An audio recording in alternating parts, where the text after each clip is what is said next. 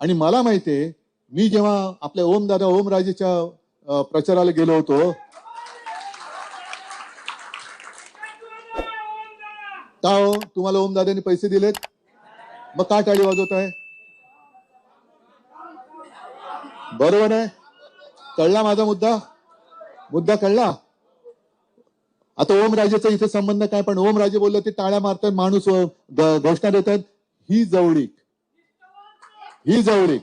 आणि त्याच्या प्रचार सभेत मी भाषण संपल्यानंतर एक साधा शेतकरी व्यासपीठावरती आला आणि हातात त्याचे एक काय त्याला म्हणायचं, बटवा म्हणणं सुद्धा धाडसच होईल, एक छोटं पुरचुंडी होती. मला म्हणाले, साहेब ओम दादाला पैसे द्यायचे.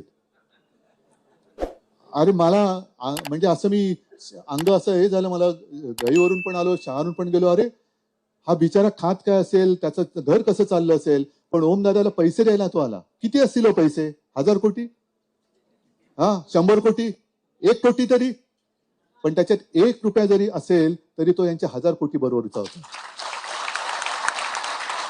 1 रुपया, शेतकऱ्याचा 1 रुपया सुद्धा या सत्ताधाऱ्यांच्या 1000 कोटीला पराभूत करू शकेल एवढी ताकद त्याच्या 1 रुपयामध्ये शेतकऱ्याच्या.